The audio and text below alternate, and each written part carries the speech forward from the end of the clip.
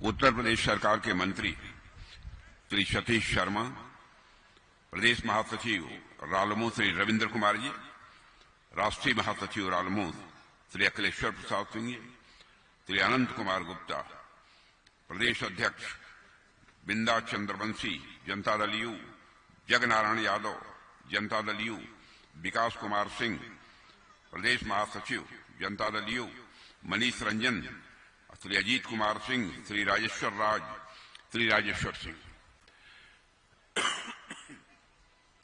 इस सभा में मौजूद मेरे सभी सम्मानित बहनों एवं भाइयों, शायद जहां तक मुझे याद है पहली बार इस स्थान पर किसी सार्वजनिक सभा को संबोधित करने के लिए आप सबके सामने खड़ा हुआ।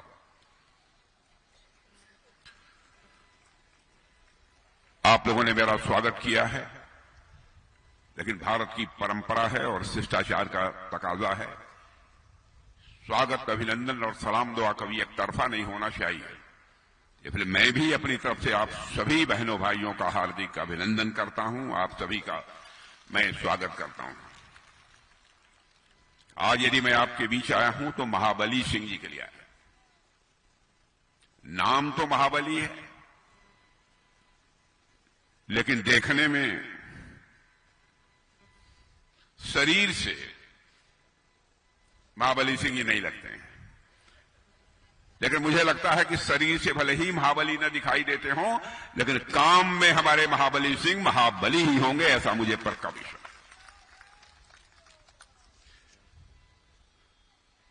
बहनों भाइयों, चुनाव अपने अंतिम चरण में, पहले चरण का चुनाव संपन्न हो चुका है, दूसरे चरण का यह चुनावी दौर चल रहा है। पहले चरण का जो मतदान हुआ है, उस मतदान को देखते हुए राजनीतिक विश्लेषक यह मानते हैं कि अब बिहार में 2/3 बहुमत से एनडीए की सरकार बनने से दुनिया की कोई ताकत नहीं रोक सकती। यह मैं नहीं कह रहा हूं, बल्कि बड़े बड़े राजनीतिक विश्लेषक ये मानते हैं। कारण यदि उनसे पूछा जाए कि ऐसा क्यों है, बिहार की जनता की रुझान इस बार एनडीए की तरफ क्यों है, तो तर्क बहुत सारे देते हैं, उन तर्कों में मैं नहीं जाना चाहता। आज तो मैं आपसे चर्चा यह करने के लिए आया हूं, यह चाहे जेडीयू हो, चाहे ये आरजेडी हो, चाहे कांग्रेस हो, यह सब सारी राजनीतिक पार्टियां हमारी बिहार की जनता की आंखों में धूल झोंक कर उसका समर्थन हासिल करना चाहती हैं। आपने देखा होगा कि भी हाल फिलहाल कांग्रेस के नेता ने कहा कि बिहार की जनता की वोट की चोरी हुई। मैं आपसे पूछना चाहता हूं, क्या आपके वोट को किसी ने चुरा लिया है क्या? या हाथ उठाकर बताइए, आपके वोट को चुराया है किसी ने किया? देखिए, बराबर राहुल गांधी जहां भी जाते हैं वो कहते हैं कि इलेक्शन कमीशन ने बिहार की जनता के वोट को चुरा लिया। मैं राहुल जी से पूछना चाहता हूं, यहां इतनी बड़ी जमात में लोग खड़े हैं, यहां पर सारे लोग कह रहे हैं कि मेरे वोट की चोरी नहीं हुई है, और आप कह रहे हैं कि बिहार की जनता की वोट को इलेक्शन कमीशन ने चुरा लिया है। मैं उनसे पूछना चाहता हूं, क्या सच बोलकर राजनीति नहीं की जा सकती? क्या जनता की आंखों में आंख मिलाकर राजनीति नहीं की जा सकती? क्या राजनीतिक कामयाबी हासिल करने के लिए झूठ बोलना आवश्यक है? ऐसे लोग देश को कहां ले जाएंगे? और बहनों भाइयों, मेरा तो यह मानना है, सार्थक यदि राजनीति करनी है, समाज बनाने और देश बनाने की राजनीति करनी है, तो केवल और केवल सच बोलकर ही सार्थक राजनीति की जा सकती है, देश को बनाने की राजनीति की जा सकती है। क्यों नहीं कहता कोई हम लोगों के बारे में कि आप झूठ बोल रहे हैं? पूरे राजनीतिक जीवन में हम लोगों ने सावधानी बरती है, कहीं पर झूठ बोलने की नौबत ना आए। और आप हमारे भारत की राजनीति को दूषित कर रहे हैं, कलंकित कर रहे हैं। यदि आपको कोई शिकायत है, वोट चोरी हुई है। आप नाम लिखकर, पता लिखकर, सब कुछ करिए, बाकायदे लिखकर चुनाव आयोग को अपनी शिकायत पेश की। यदि आपकी वह नहीं सुनता है, आप कहेंगे कि वह पक्षपात कर रहा है, स्वायत्त शासी संस्था है, पक्षपात करने का कोई सवाल ही नहीं है, तो आप कोर्ट जाइए, हाई कोर्ट जाइए, सुप्रीम कोर्ट जाइए, अदालत बैठी है। क्या कहीं पर भी आपको इंसाफ नहीं मिलेगा? और आप जनता की आंखों में धूल झोंक रहे हैं। और एक कांग्रेस के नेता वो राहुल जी यह भी कहते हैं कि ऐसा है कि सेना में भी जांच पात के आधार पर सब कुछ होना चाहिए।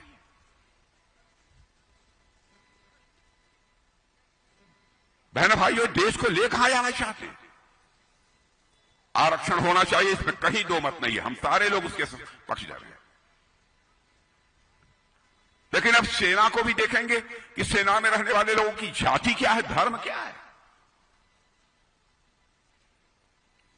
बहन भाइयों, हमारी सेना की कोई जाति नहीं है, कोई धर्म नहीं है। धर्म है तो केवल सैन्य धर्म है, इसके अतिरिक्त और कोई दूसरा धर्म नहीं है। जात पात के नाम पर आप देश को बांटने की कोशिश कर रहे हैं, मजहब के नाम पर आप देश को बांटने की कोशिश कर रहे हैं। कांग्रेस के एक नेता तेलंगाना के मुख्यमंत्री हैं, मुझे बताया किसी ने, उन्होंने, जिनका नाम है श्री रेवंत रेड्डी, उन्होंने बयान दिया कांग्रेस का मतलब मुस्लिम और मुस्लिम का मतलब कांग्रेस।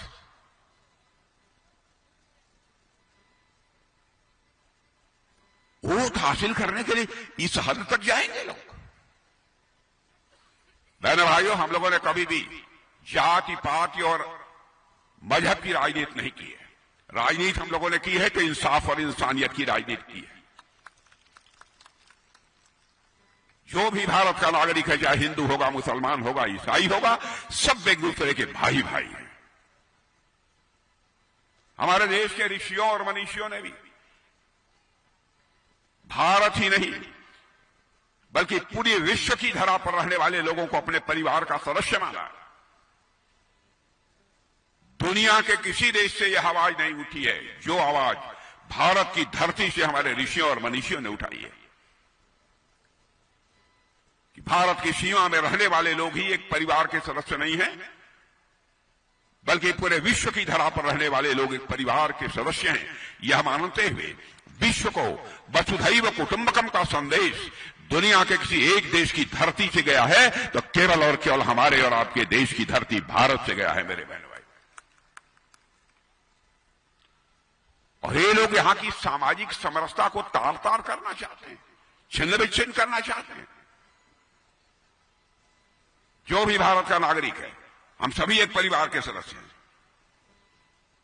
मैं इसे कहना चाहता हूं कि हमारे बिहार के बहन भाई इस पर गंभीरतापूर्वक विचार करें। जहां तक घोषणा पत्र का सवाल है, घोषणा पत्र जारी हो चुका है।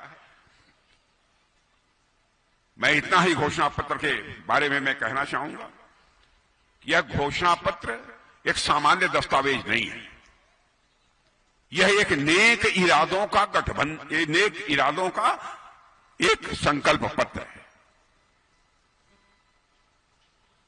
और आप यह मानकर चलिएगा, एनडीए का यदि घोषणा पत्र है तो हमारी भीष्म प्रतिज्ञा है मेरे बहनों भाइयों, हमारी अटल प्रतिज्ञा है, जो उसमें कहा है उसका अक्षरशः पालन करेंगे। कोई हमको बताए तो कि 2014 में आप लोग एनडीए चुनाव लड़ रही थी केंद्र में मोदी जी के नेतृत्व में, उस समय पार्टी का राष्ट्रीय अध्यक्ष मैं ही था। बराबर मोदी जी कहते थे, राजनाथ जी देख लीजिएगा कहीं पर घोषणा पत्र में ऐसी कोई बात न आ जाए जिसे पूरा न किया जाए। 2019 में भी, 2024 में मैं ही देख रहा था। हम इतनी सावधानी बरतते हैं एनडीए के लोग,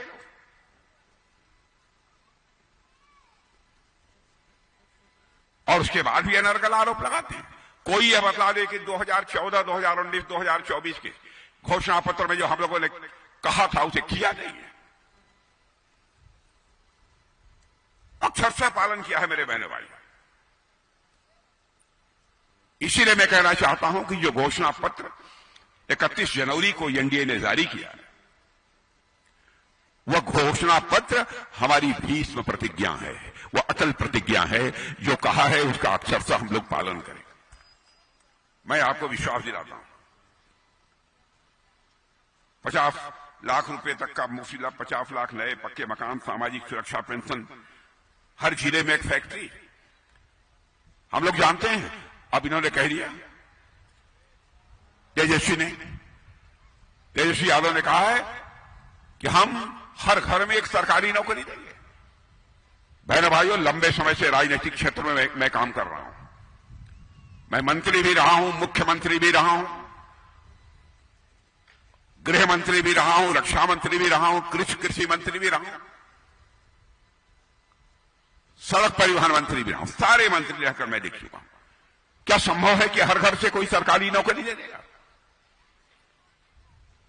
बहनों भाइयों, किसी भी सूरत में संभव नहीं है। मैं एक बार अनुमान लगा रहा था कि मान लीजिए हर घर से 30-40 हजार रुपए की भी नौकरी देनी हुई सरकारी, तो कितना खर्च होगा? 12 लाख करोड़ रुपए खर्च होगा एक नौकरी देने में। अब पूरे बिहार का बजट ही 3 लाख करोड़, 3.25 लाख करोड़। तेजस्वी बाबू, कहां से ले आओगे आप? क्यों झूठ बोलते हो आप? हम लोगों ने पढ़ाई लिखाई किया, अर्थशास्त्र को जानते हैं।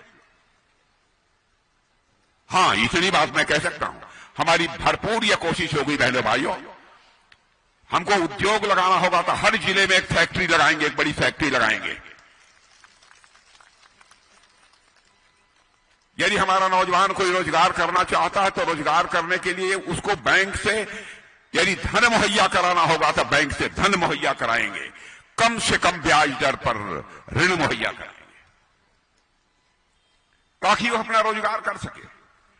इसीलिए हम लोगों ने तय किया है, छोटे, लघु, मध्यम, इस प्रकार के उद्योगों का जाल पूरे बिहार में बिछाया जाएगा और 100 लघु, मध्यम और छोटे उद्योगों का के लिए एक पार्क बनाया जाएगा सभी जगह। ऐसे 100 पार्क पूरे बिहार में बनाए जाएंगे, ताकि बड़ी संख्या में हमारे नौजवानों के हाथों को रोजगार मिल सके।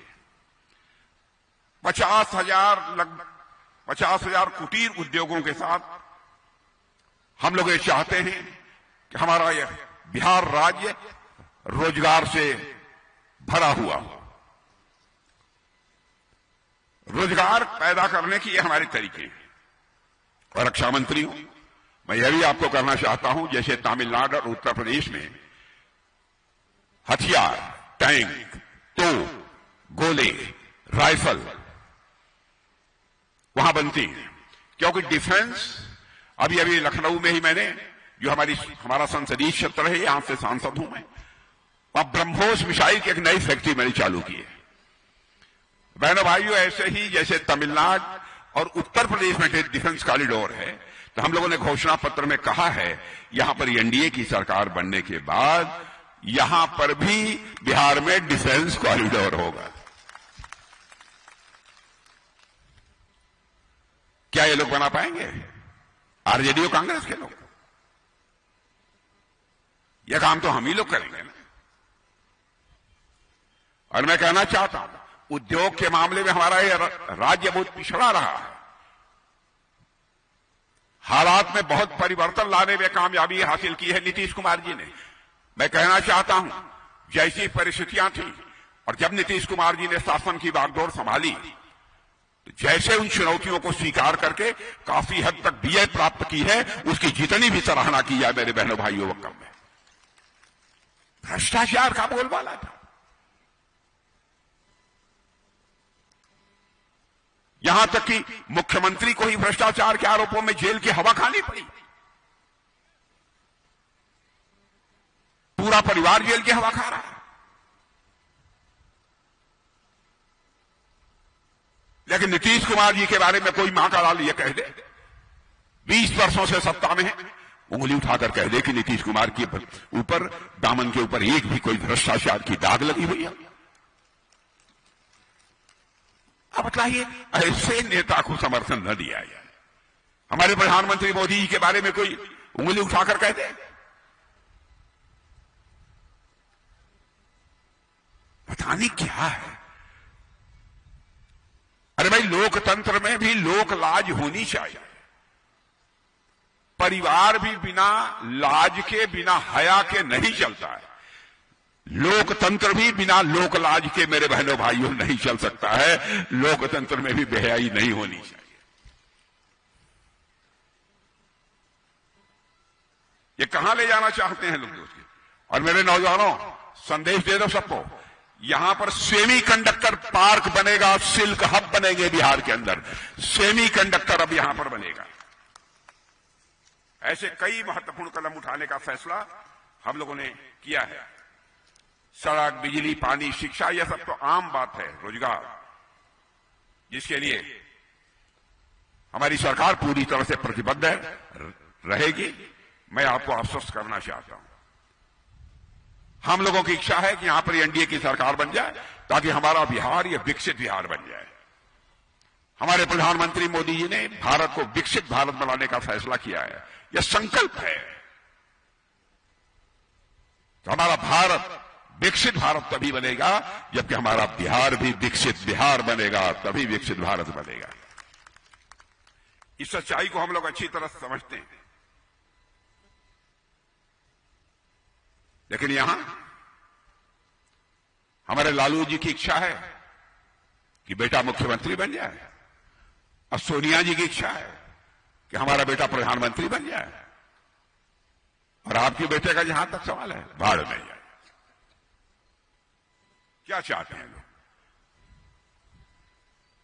उनका बेटा मुख्यमंत्री और दूसरे का बेटा प्रधानमंत्री, लक्ष्य ही है उनका। आज बात क्या करते हैं? सामाजिक समरसता की। वाह, क्या पूछना। जब किसी ने सवाल किया था राहुल जी से कि ये बताइए कि आप जातिगत जनगणना क्यों चाहते हैं, तो उन्होंने कहा कि हम इसलिए ताकि समाज के सभी वर्गों को उसका हक मिल सके। मैं कहा बहुत अच्छी बात है, यही हम भी चाहते हैं। हम तो पहले से यही करते चले आ रहे हैं।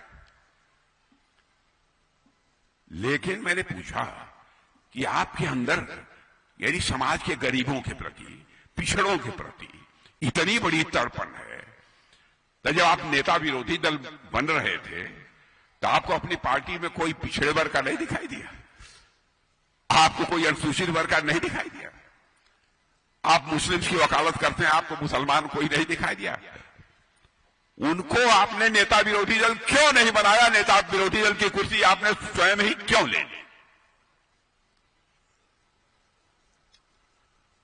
भाई, जो उपदेश देते हैं कम से कम वो तो करना चाहिए आपको। लेकिन अपने उसका पालन नहीं करेंगे। हमको छोड़कर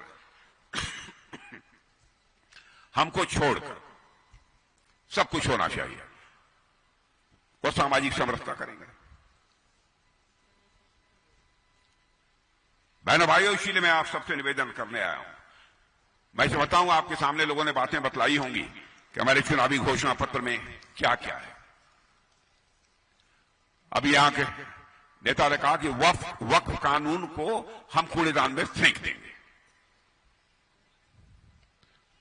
बहनों भाई, वक्फ कानून को आप कूड़ेदान में कैसे फेंक देंगे?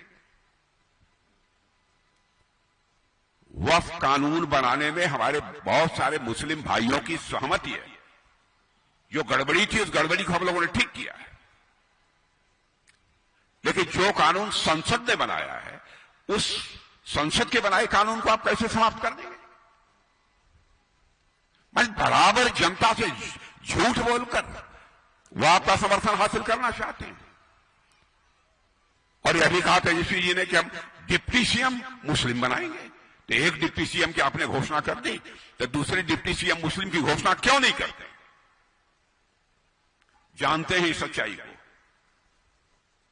कि हमारी सरकार नहीं बनने वाली है, इसलिए नहीं कहते हैं। बहनों भाइयों, इन लोगों ने जब हुकूमत चलाई है तो बड़े मनमाने तरीके से चलाई है।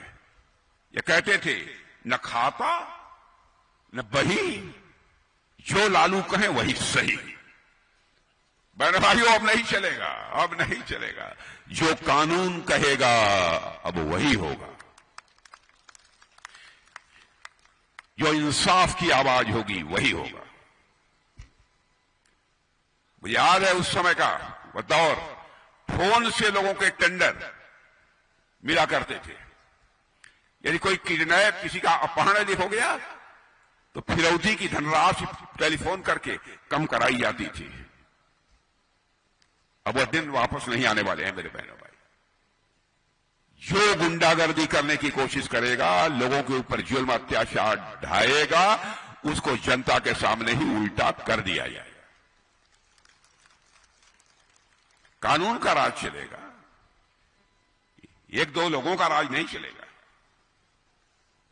इसलिए मैं आप सबसे अनुरोध करने आया हूं कि आप सबका पूरा समर्थन हमें प्राप्त होना चाहिए। देश निरंतर मजबूत होता जा रहा है, देश की ताकत बढ़ती जा रही है।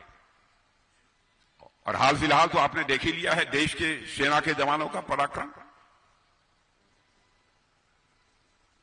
हमारे पड़ोसी देश पाकिस्तान से कुछ आतंकवादी चोरी से भारत की सीमा में घुस आए और हमारे भारत के कुछ परिवार कश्मीर की वादियों में घूमने टहलने के लिए गए। बहनों भाइयों, उन आतंकवादियों ने धर्म पूछ कर एक एक को मार डाला। उसके बाद तुरंत मैंने सेना के तीनों अध्यक्षों की बैठक बुलाई। मैंने पहला सवाल किया था, हम ऑपरेशन पाकिस्तान के खिलाफ करना चाहेंगे, आपकी तैयारी है? बहनों भाइयों, आपको जानकर खुशी होगी, हमारे तीनों सेनाध्यक्षों ने कहा पाकिस्तान के खिलाफ जो भी ऑपरेशन करने की तैयारी करनी होगी वो हमें करने को तैयार है। तो टूक शब्दों में कहा हमारे सेना के जवान। उसके बाद हम लोग प्रधानमंत्री जी के साथ बैठे। प्रधानमंत्री जी ने कहा सारी बातों को सुनने के बाद, जाओ हम तुमको खुली आजादी देते हैं, जिस हद तक ऑपरेशन करना चाहते हो वह ऑपरेशन करो। और आपने देखा कि उसके बाद हमारे सेना के जवानों ने क्या करिश्मा किया। बहनों भाइयों, हम लोगों ने केवल आतंकवादी ठिकानों पर ही हमला किया। ये लोग हम लोगों को सांप्रदायिक कहते हैं। हमने किसी मुस्लिम बस्ती पर हमला नहीं किया।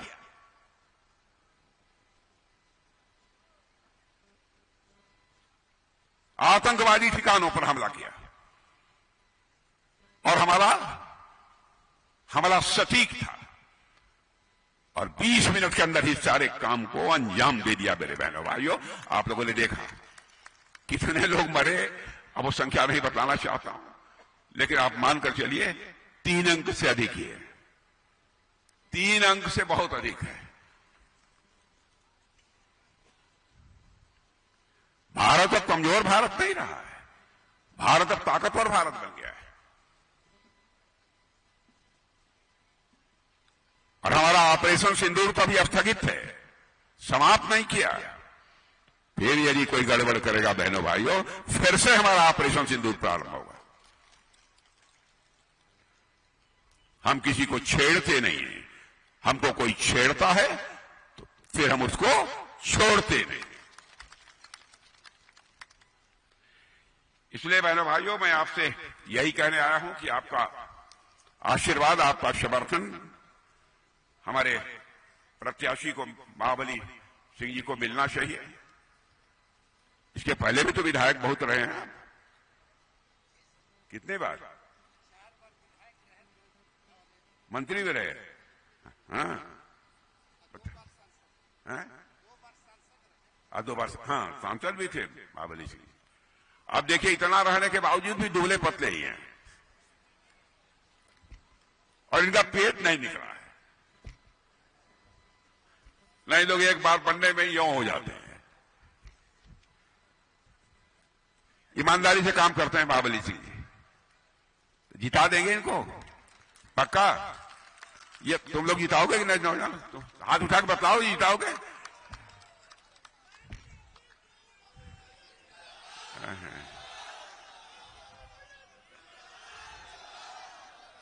तो पक्का चले, अब चले। चलिए, बहुत बहुत धन्यवाद आपको। बोलिए भारत माता की। भारत माता की बहुत बहुत धन्यवाद।